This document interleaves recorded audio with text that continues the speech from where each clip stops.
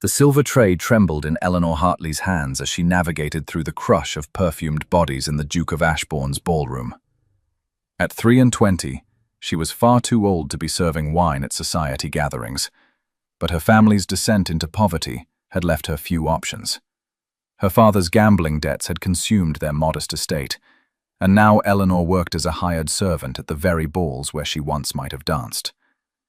She kept her eyes downcast, a habit formed from years of pitying glances and whispered mockery. The scar that traced from her left eyebrow to her cheekbone, a gift from a childhood riding accident, had sealed her fate as a spinster long ago. No man wanted a poor girl with a ruined face, no matter how gentle her nature or sharp her mind. "More wine, girl," a lady in peacock blue snapped, thrusting an empty glass toward Eleanor without even glancing at her face.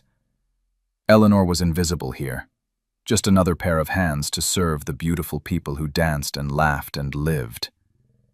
She filled the glass and moved on, weaving between clusters of gossips and flirts. Her plain gray dress marked her as staff, and the guests parted around her like water around a stone. She had learned not to hope for anything different. Hope was a luxury for pretty girls with dowries. The ballroom glittered with 1,000 candles reflected in gilt-edged mirrors.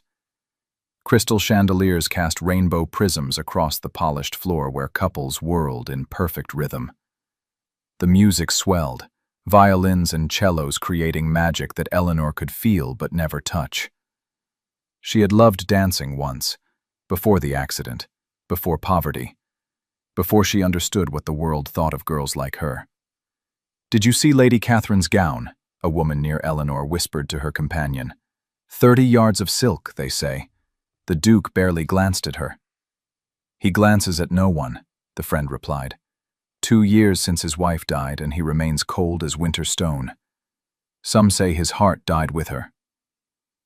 Eleanor's gaze drifted across the room to the man who stood alone by the terrace doors. Adrian Blackwood, Duke of Ashbourne, surveyed his own ball with the expression of a man attending a funeral. His dark hair was unfashionably long, touching his collar. His face could have been carved from marble, beautiful and equally lifeless. Black evening clothes emphasized his tall frame, and even from a distance, Eleanor could see the rigid set of his shoulders, as if he carried a weight that might crush a lesser man. She had heard the stories, how he had adored his young duchess, how her death in childbirth, along with their son, had shattered something essential in him, how he fulfilled his social obligations with mechanical precision, but seemed to feel nothing at all.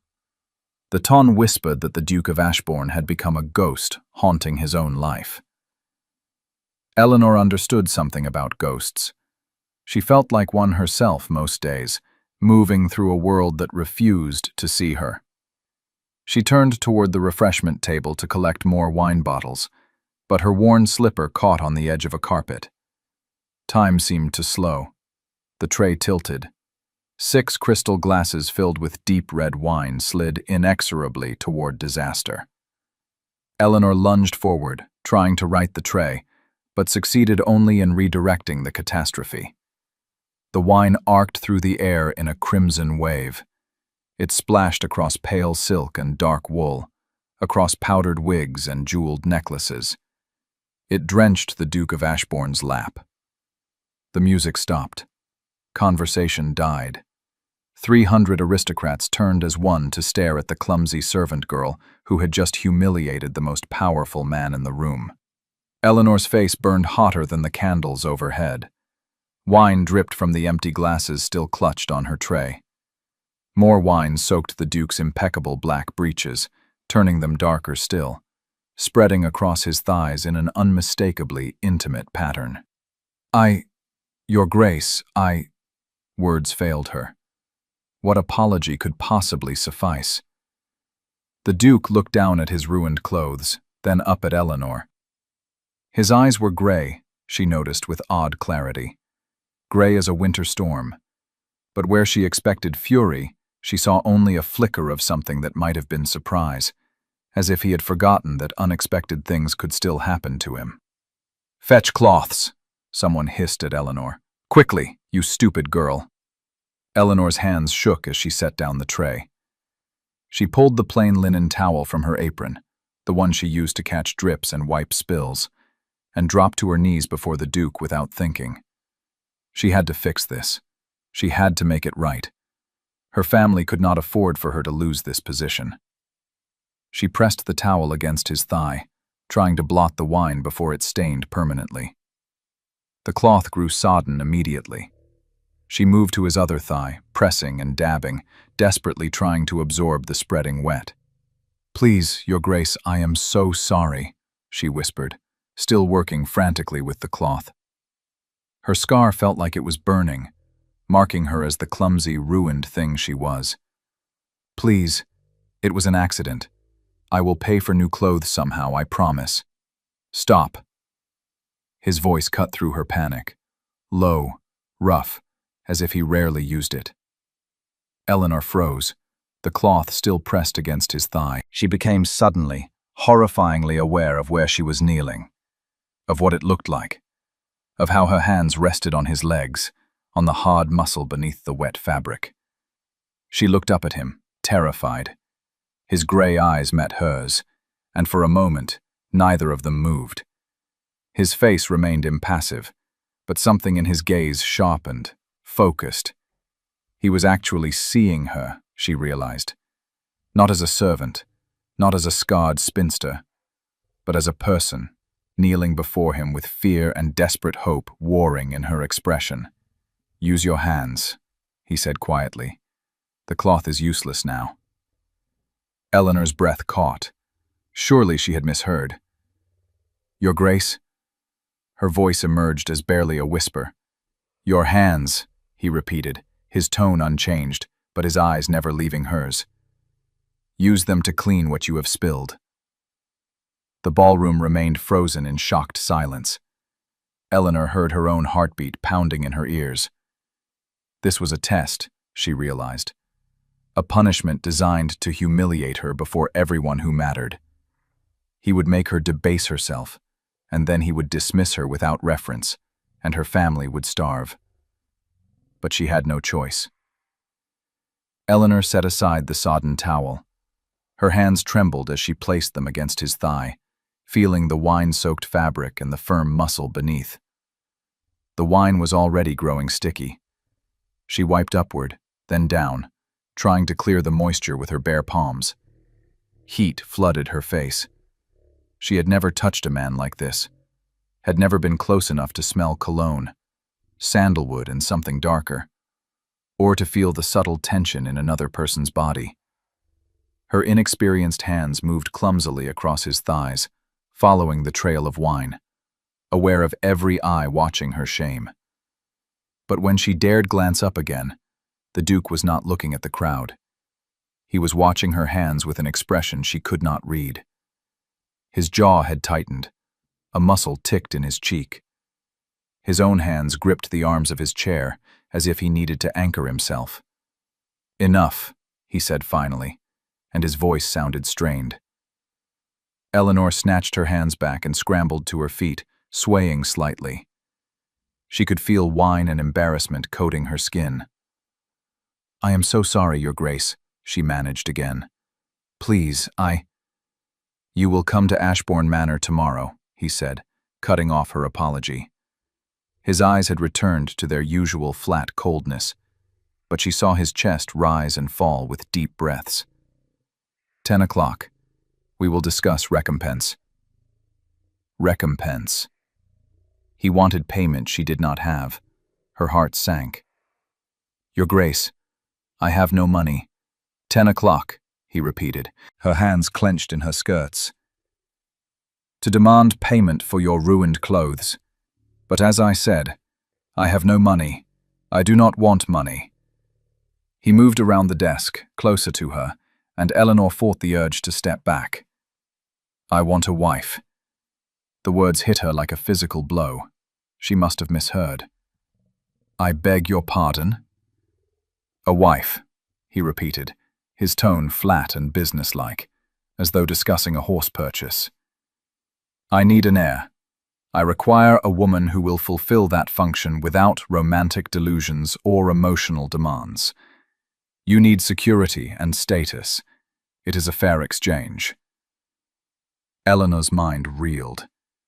"You want to marry me, but you do not even know me. And I—" She touched her scarred face before she could stop herself. His eyes followed the gesture. "Your appearance is irrelevant to the arrangement.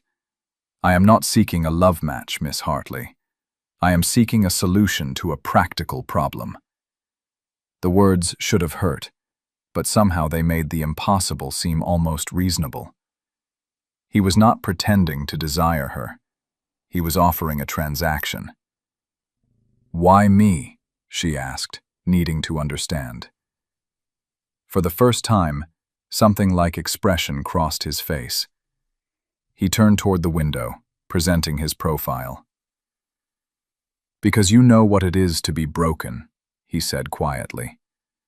"Because you do not look at me with pity or predatory interest. Because last night, you touched me as if I were simply a man with wine on his clothes, not a title to be captured or a tragic figure to be mourned." His honesty stole her breath. She had expected many things, but not this raw admission. "I cannot love you," he continued, still not looking at her. "That part of me died 2 years ago.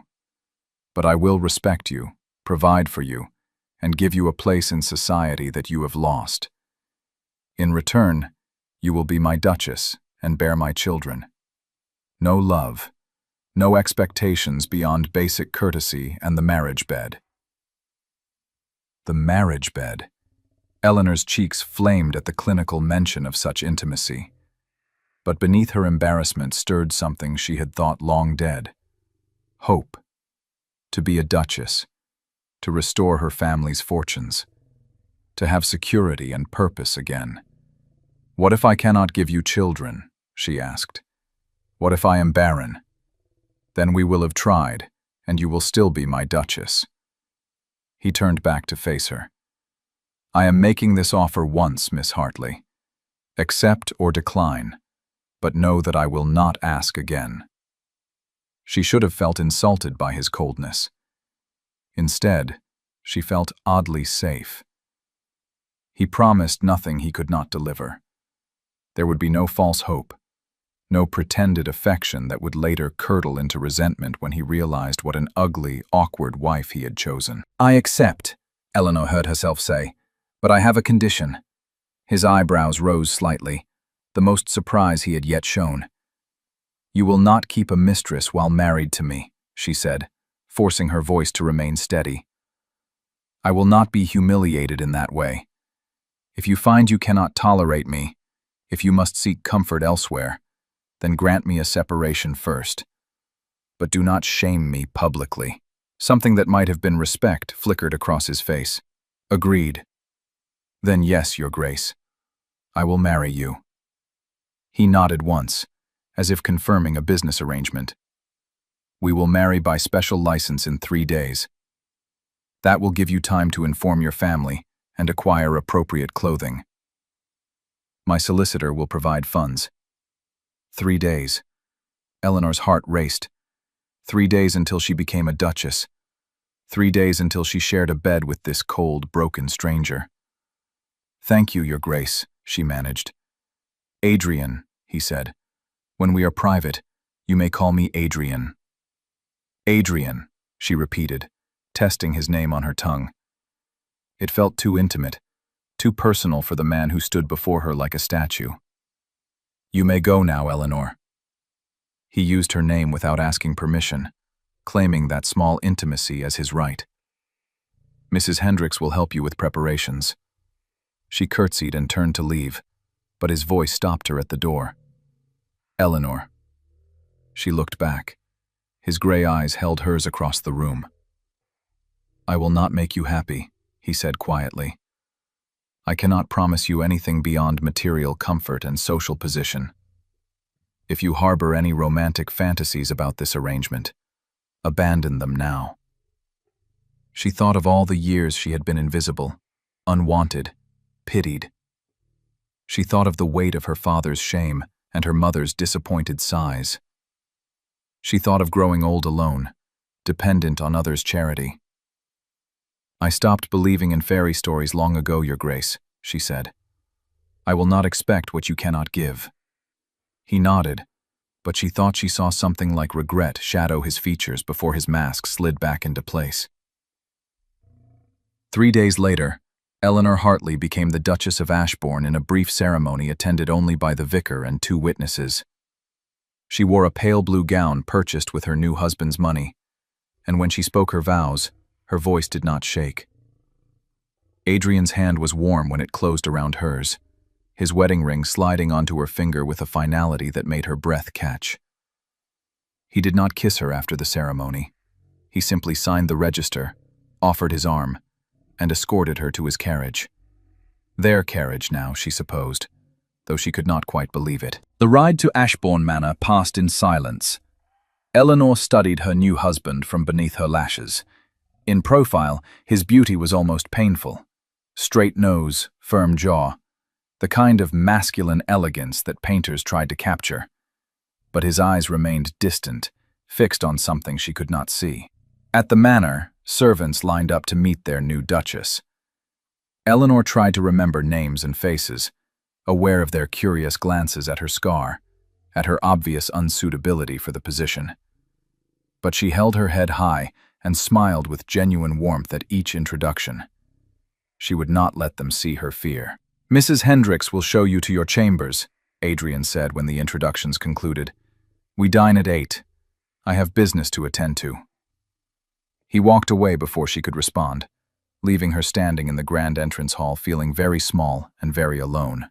Her chambers proved to be a suite of rooms decorated in cream and gold, far more luxurious than anything she had ever imagined.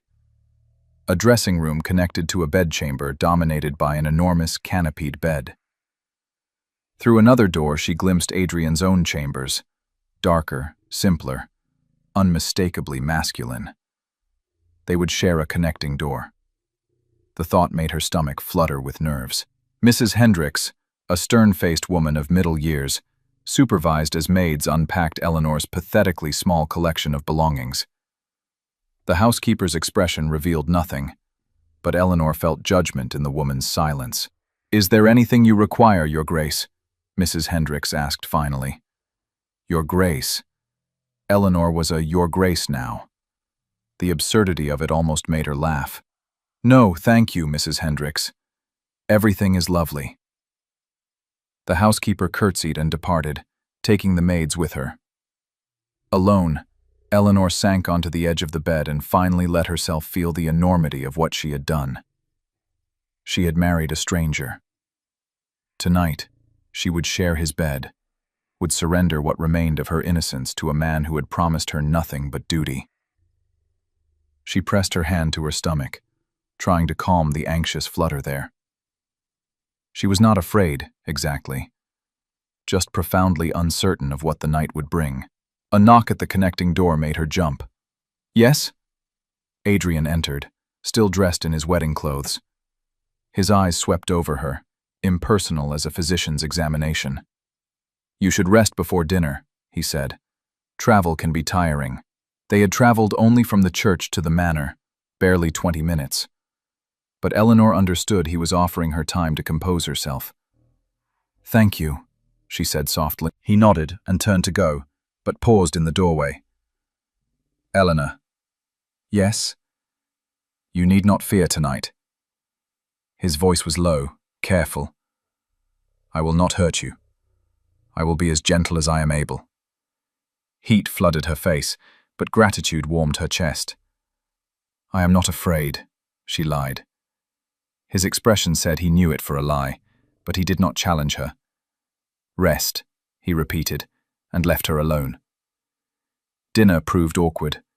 They sat at opposite ends of a table built to seat 30, with enough distance between them to make conversation nearly impossible. Adrian ate mechanically, answering her attempts at conversation with polite monosyllables. Eleanor gave up after the third course and focused on her meal. The food was exquisite: delicate fish, perfectly roasted beef, vegetables prepared with herbs she could not name.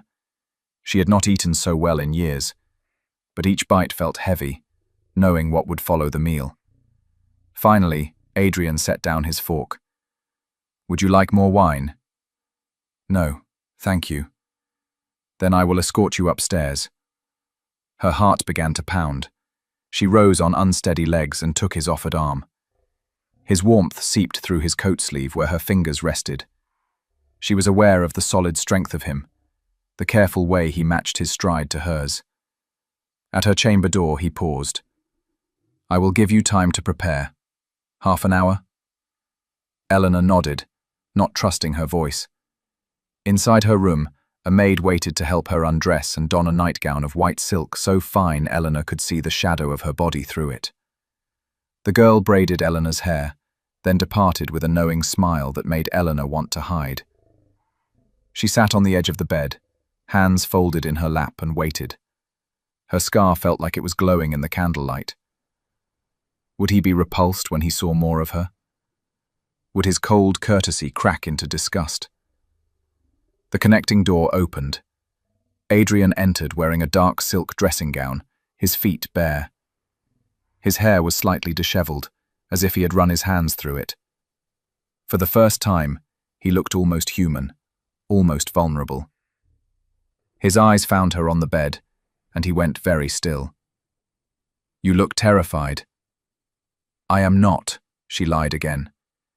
He moved closer, and Eleanor saw that his hands were clenched at his sides.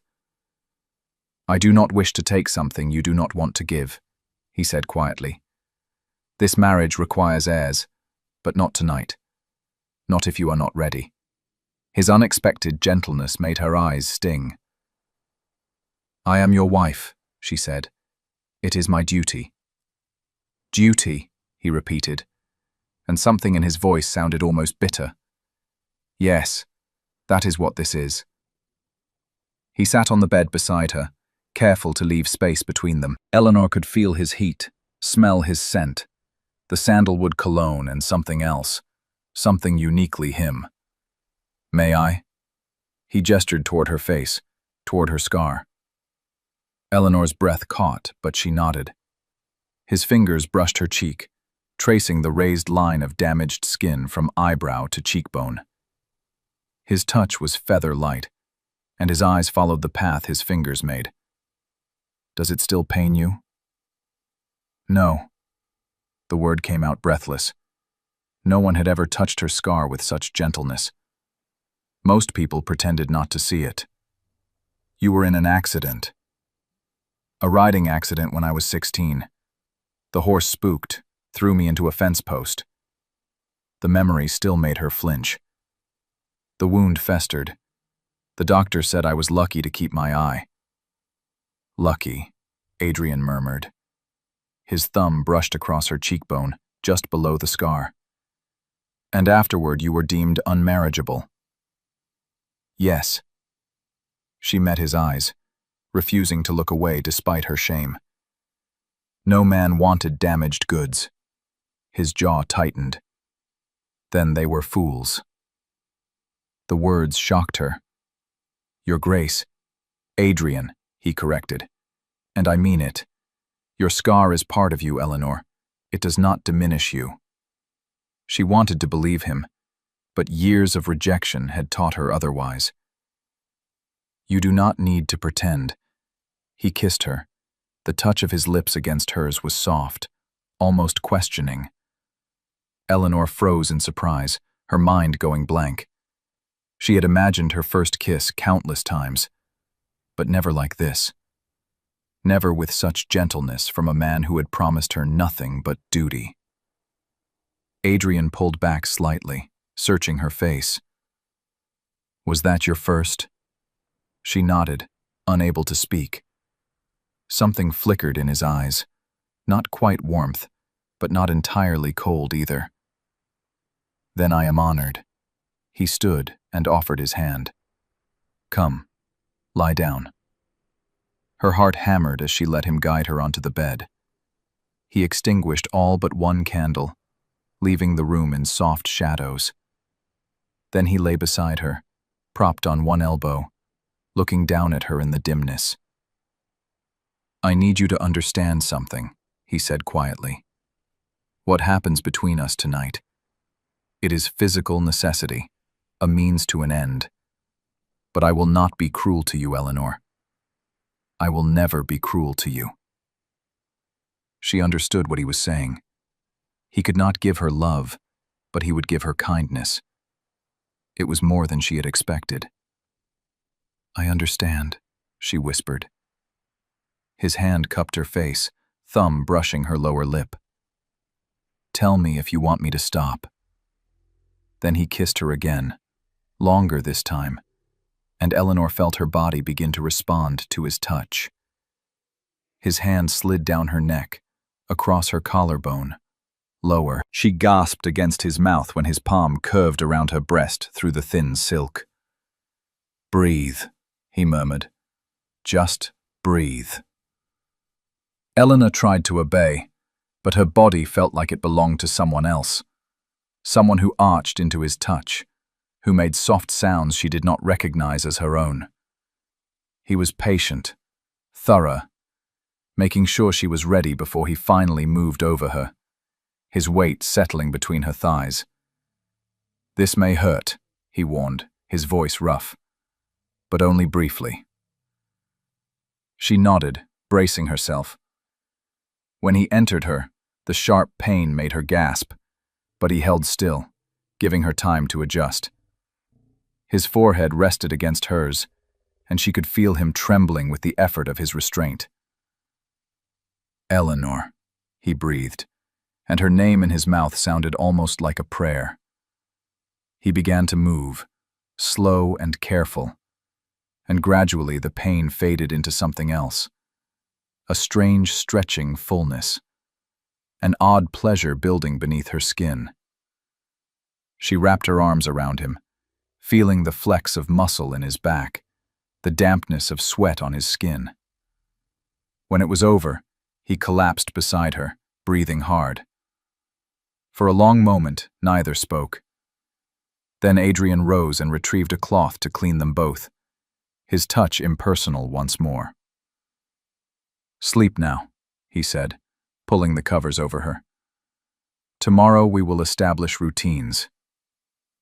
He turned to leave through the connecting door, and Eleanor felt an unexpected loneliness wash over her. "Adrian?" He paused, looking back. "Will you?" She stopped, unsure how to ask. "Will you always leave after?" His expression shuddered. "Yes, I do not sleep well. I would only disturb your rest." He left before she could respond, the door clicking softly shut behind him. Eleanor lay alone in the darkness, her body still warm from his touch, and tried not to feel like she had been used and discarded. He had been kind, she reminded herself. He had been gentle. He had given her exactly what he promised. Nothing more, nothing less. But some foolish part of her had hoped for more anyway. The weeks that followed established a pattern. During the day, Adrian was polite but distant. He conducted estate business in his study, while Eleanor learned her new duties from Mrs. Hendricks. She met with the cook, approved menus, reviewed household accounts. She walked in the wild rose garden and ordered its restoration. She wrote letters to her parents, assuring them of her comfort and enclosing funds to clear their debts. In the evenings, they dined together in increasingly less awkward silence. Adrian began to ask about her day, and she learned to draw him into conversation about books and estate matters. He had read everything in his vast library, and his mind was sharp when he chose to engage. And 3 or 4 times a week, he came to her bed. Each time was the same, careful, thorough, focused on his singular goal of getting her with child. He made sure she felt pleasure, but the moment he finished, he withdrew emotionally even as he withdrew physically, offering a brief good night before returning to his own chambers. Eleanor told herself she was content. She had food, shelter, security, everything she had been promised. It was foolish to want more from a man who had been clear about his limitations. But sometimes, late at night, she heard him moving in his chambers, beyond the connecting door. Heard the creak of floorboards as he paced, the muffled sounds that might have been nightmares. And she wanted to go to him, to offer comfort, but she did not dare breach the walls he had built so carefully around himself. One afternoon, nearly 2 months into their marriage, Eleanor ventured into the portrait gallery she had been avoiding. Paintings of Adrian's ancestors lined the walls, centuries of Blackwoods staring down with varying degrees of severity. But at the far end hung a portrait that made her stop and stare. A young woman gazed out from the canvas with laughing eyes and golden curls. She wore a white dress and held a bouquet of roses. Her beauty was breathtaking, the kind of luminous perfection that made Eleanor acutely aware of her own scarred plainness. That was Catherine. Eleanor jumped. She had not heard Adrian enter the gallery. He stood several feet behind her, his face carved from ice as he looked at his first wife's portrait. She was beautiful, Eleanor said softly, because it was true, and because she suddenly understood the depth of what she was competing against. Not just a memory, but perfection itself. Yes. Adrian's voice was empty. She was everything a duchess should be. Beautiful, accomplished, charming. She could make anyone love her within moments of meeting. Each word felt like a blade. Everything Eleanor was not. "How did you meet?" Eleanor asked, needing to understand. "Our parents arranged the match. I was 22, she was 18. I expected duty. I found joy instead." His eyes never left the portrait. "She made me believe in happiness, Eleanor. She made me believe I could be better than the cold, rigid man my father raised. And then she died, screaming my name. And I realized happiness was always an illusion." Eleanor's throat tightened. "I am sorry," she whispered. "Are you?" He finally looked at her, and the bleakness in his eyes made her want to weep. "You have her title, her home, her husband. Perhaps you should be grateful instead." The words stung, but Eleanor saw the pain beneath his cruelty. He was lashing out because she had made him feel something, even if that something was only grief. "I did not ask to replace her," Eleanor said quietly. "I cannot be beautiful or charming or perfect. I can only be myself, a scarred, ordinary woman who is trying her best not to disappoint you entirely." Something cracked in his expression. "Eleanor."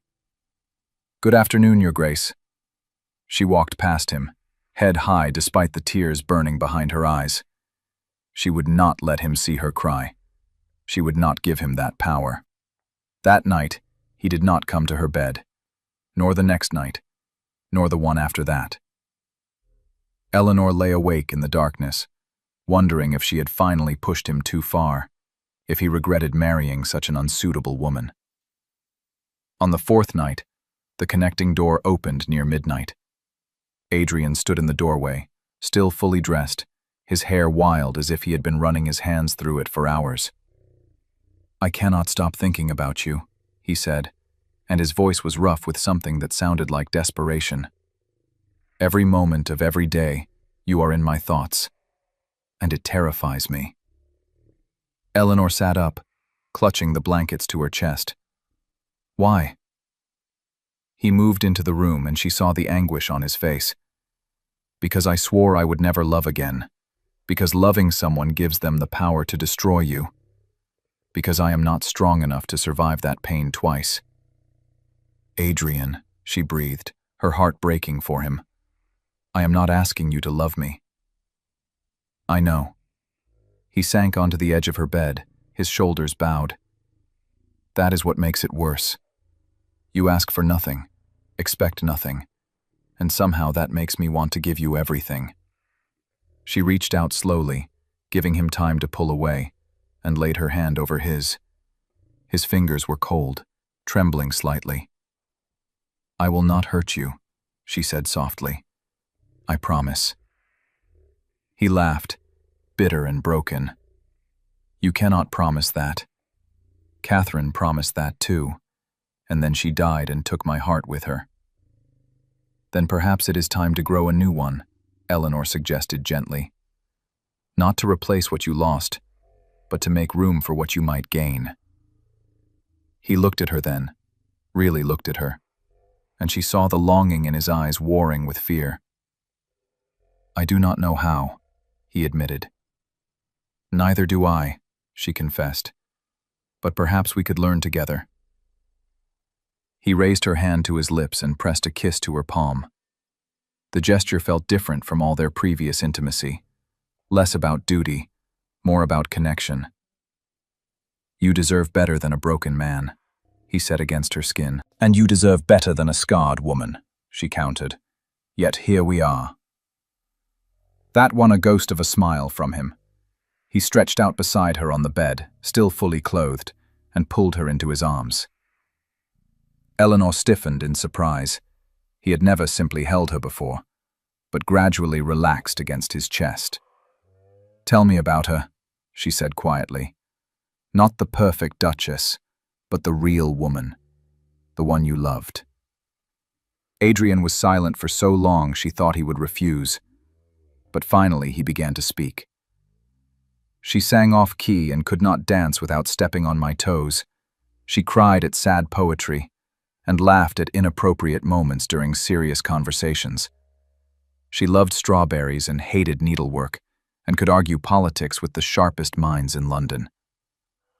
His voice grew softer, thick with memory. "She was not perfect, Eleanor, but she was perfectly herself, and I loved her for it."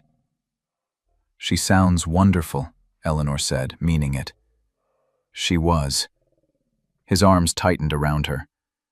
"But she is gone, and you are here, and I am beginning to realize that maybe, just maybe, that is not a tragedy." They fell asleep like that, wrapped around each other, two broken people trying to figure out how to build something whole from their scattered pieces. When Eleanor woke in the morning, Adrian was gone, but this time, she did not feel abandoned. This time, she found a note on the pillow beside her, his handwriting bold and certain. "Join me for breakfast in the morning room, A." It was a small thing, but it felt like a door opening. Over the following weeks, more doors opened. Adrian began seeking her out during the day, showing her the estate, asking her opinions on decisions. They took morning rides together through the countryside, and Eleanor discovered he was less reserved on horseback, the wind and motion loosening something in him. He still did not smile often, but when he did, it transformed his face from merely handsome to devastating. And he looked at her now with something warmer than politeness, something that made her pulse quicken and her skin flush. The whole household noticed the change. Servants smiled when the Duke and Duchess passed. Mrs. Hendricks's stern face softened into something almost approving. Even the stables master commented that his grace seemed more like his old self. But the Ton noticed too, and they were not pleased. The first ball they attended as a married couple became a battlefield. Ladies who had once vied for Adrian's attention now looked at Eleanor with barely concealed contempt. Gentlemen made pitying comments to Adrian about his unfortunate choice of bride. Whispers followed them everywhere. Poor Duke, shackled to that scarred creature. What could he possibly see in her? Desperation, clearly. She probably trapped him somehow. Eleanor held her head high and her expression serene, but each comment landed like a physical blow. She saw Adrian's jaw tighten, saw his hand clench around his champagne glass, but he said nothing in her defense. And that silence hurt worse than any insult. In the carriage ride home, she sat as far from him as the space allowed, staring out the window into the darkness. "Eleanor, please do not," she said quietly. "I understand. Your reputation matters. You cannot afford to make a scene over someone like me." Someone like you. His voice was sharp. What does that mean? She turned to face him, years of pain breaking through her careful control. It means I am the scarred, poor, unsuitable wife you acquired out of convenience. It means I do not belong in your world, and everyone knows it, including you. That is not true. Then why did you not defend me? The words burst out before she could stop them. Why did you stand there and let them mock me, diminish me, treat me as if I were nothing? Adrian stared at her, something like horror dawning in his eyes. I did not think. No, Eleanor agreed. You did not think. Because to you, I am still just the girl who spilled wine on your lap. A convenient solution to an inconvenient problem. Nothing more. You are wrong. He moved across the carriage to sit beside her, grasping her hands. Eleanor, you are so much more than that. She pulled away, too hurt to accept his touch. Then prove it. Stop hiding what you feel. Stop treating our marriage like a shameful secret. Stop being afraid to let the world see that maybe, just maybe, you care for the woman you married. The carriage stopped in front of Ashbourne Manor before he could respond. Eleanor climbed down without waiting for his assistance and hurried inside, needing space to collect herself before she broke down entirely. She did not see him again that night, or the next day, or the day after that. Adrian avoided her with impressive determination. He took his meals in his study. He left the house early and returned late. The connecting door between their chambers remained firmly closed. Eleanor told herself she did not care. She threw herself into her duties, reorganizing the household, planning improvements to the estate, corresponding with her family. She did not need a husband who was too cowardly to acknowledge his own feelings. But, late at night, she heard him pacing in his chambers, and she ached with loneliness. A week after their argument, Eleanor sat in the rose garden she had worked so hard to restore. The autumn sun was warm on her face, and the roses bloomed in glorious profusion around her. She had created something beautiful here.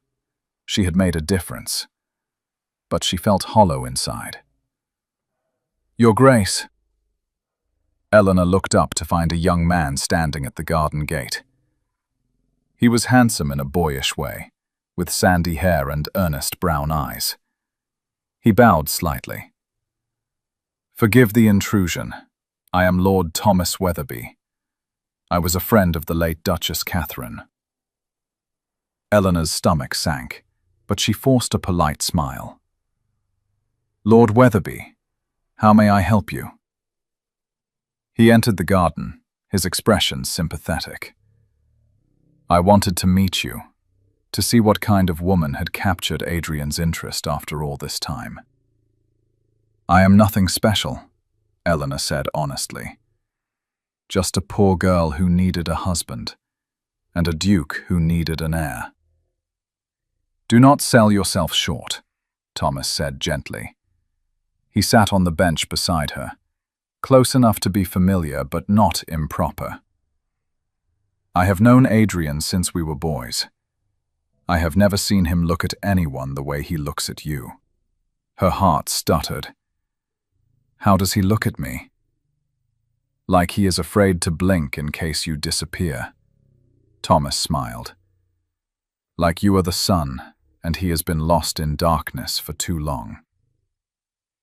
Eleanor wanted desperately to believe him, but years of disappointment had taught her caution. Then why does he hide from me? Why can he not simply tell me what he feels? Because Adrian has always been better at feeling than at speaking, Thomas said. And because he loved Catherine so completely that her death nearly destroyed him. The idea of loving again, of risking that pain again, it terrifies him. I know, Eleanor whispered. I would never ask him to forget her. I just want... She stopped, unable to voice the foolish hope in her heart. You want him to love you too, Thomas finished gently. And he does, Eleanor. He just does not know how to say it yet. A throat cleared behind them. Eleanor turned to find Adrian standing on the garden path, his face carved from stone. But his eyes blazed with something that looked like fury.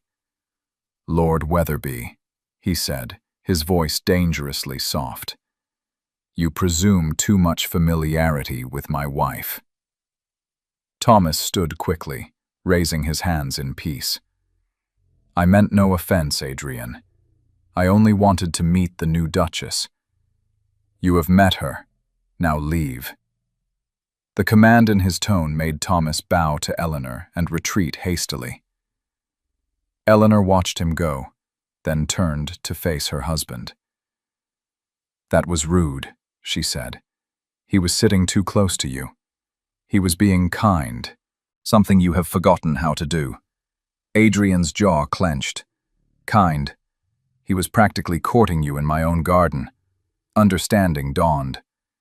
"You were jealous," Eleanor said softly. "Of course I was jealous." The words exploded from him. "He was sitting beside you, making you smile, being everything I cannot seem to be for you anymore. And I realized that you deserve someone like him. Someone young and whole and capable of the pretty words you need to hear." "I do not want pretty words," Eleanor said, standing to face him. "I want truth. I want honesty. I want you to stop running from what you feel." "What I feel?" He laughed bitterly. "I feel like I am losing my mind, Eleanor. I feel like I cannot breathe when you are not near.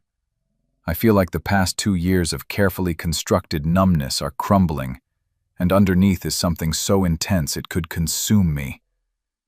"And that terrifies you," she said, understanding. "Yes." The admission seemed torn from him. "Because if I love you, if I truly love you, and I lose you the way I lost Catherine—" "You will survive," Eleanor said firmly. She closed the distance between them and took his face in her hands, forcing him to meet her eyes. "You will survive because you are stronger than you know. Because love is worth the risk of pain. Because a life without love is not really living at all." "I do not know how to do this," he whispered, and she saw tears glinting in his storm-gray eyes. "I do not know how to love you without being terrified every moment that I will lose you." "Then be terrified," she said. "Love me anyway. Choose me anyway. Fight for us even when you are afraid." "Eleanor." She kissed him, pouring everything she felt into the press of her lips against his. And after a heartbeat of surprise, he kissed her back with a desperate hunger that made her knees weak. His arms came around her, crushing her against him as if he could merge them into one being. When they finally broke apart, both breathing hard, Adrian rested his forehead against hers. "I love you," he said, the words rough and raw and real. "God help me. I love you so much it frightens me to my bones." Joy bloomed in Eleanor's chest, bright and overwhelming. "Then we will be frightened together," she said. "Because I love you too, Adrian Blackwood. Every cold, broken, beautiful part of you." He kissed her again, softer this time, reverent. "Forgive me," he murmured against her lips. "For hiding. For being a coward. For not defending you when you needed me." "Only if you promise to do better," she said. "I promise." He pulled back to look at her, and she saw his expression had transformed. The ice was gone, melted by the warmth of his love. "I will spend the rest of my life proving I am worthy of you." "You already are," she assured him. "You just needed to believe it yourself." They stood in the rose garden, wrapped around each other, two broken people who had found their way to wholeness through love. The autumn sun warmed them, and the roses bloomed around them. And for the first time since Catherine's death, Adrian Blackwood felt something like peace. A month later, Eleanor stood in the ballroom where she had once spilled wine on a duke's lap and changed her life forever. But now she entered, as the Duchess of Ashbourne, her hand resting on her husband's arm, her chin high, despite the whispers that still followed her. This time was different, though. This time, when Lady Hartwick made a snide comment about Eleanor's scar, Adrian heard it. "Lady Hartwick," he said, his voice carrying across the suddenly silent room, "I must disagree with your assessment. My wife's scar is not a blemish. It is a mark of her courage, her strength, her refusal to be defeated by misfortune. Qualities I find far more attractive than the vapid, unmarred faces of women who have never known real struggle." The room gasped. Eleanor's eyes filled with tears, but she held them back through sheer will. "Furthermore," Adrian continued, pulling Eleanor closer, "any person who dares to insult the Duchess of Ashbourne insults me, and I do not tolerate insults to my wife." He looked down at Eleanor then, and the love in his eyes was unmistakable. In front of all the ton, all the gossiping, judgmental aristocrats who had made her feel worthless, the Duke of Ashbourne bent and kissed his scarred, ordinary, perfect wife. The ballroom erupted in shocked whispers, but Eleanor heard none of it. She heard only Adrian's whispered words against her lips. "I choose you, always you, forever you." Lady Hartwick turned bright red and hurried from the room. Others followed, scandalized, but others stayed. And slowly, tentatively, a few came forward to congratulate the Duke and Duchess on their obvious happiness. It was not complete acceptance. The ton would gossip for months, but it was a beginning. That night, in their shared chambers, for Adrian had moved his belongings into her room, unable to bear even the thin wall between them, Eleanor lay in her husband's arms, and finally felt at peace. "Are you happy?" Adrian asked, his fingers tracing idle patterns on her shoulder. "Yes," she said simply. "Are you?" He was quiet for a moment, considering. Then he said, "I never thought I would be happy again. But you proved me wrong. You prove me wrong every day." "Good," Eleanor said, snuggling closer. "I intend to spend the rest of our lives proving you wrong." He laughed, a real laugh, full of joy, and kissed the top of her head. "I love you, Eleanor Blackwood. And I love you, Adrian Blackwood." Outside, rain began to fall, but inside Ashbourne Manor, two hearts beat in perfect rhythm, no longer broken but beautifully whole. The virgin maid who had spilled wine on a duke's lap had found her fairy tale ending, not despite her scars, but because of the strength they represented. And the cold, grieving duke had found his way back to the warmth of the living, guided by a woman who refused to let him hide in darkness. They had both been wrong, Eleanor reflected as she drifted toward sleep in her husband's arms. Love was not a luxury for the beautiful and perfect. Love was for the broken and scarred, for those brave enough to risk their hearts one more time. Love was for them, and it was more than enough.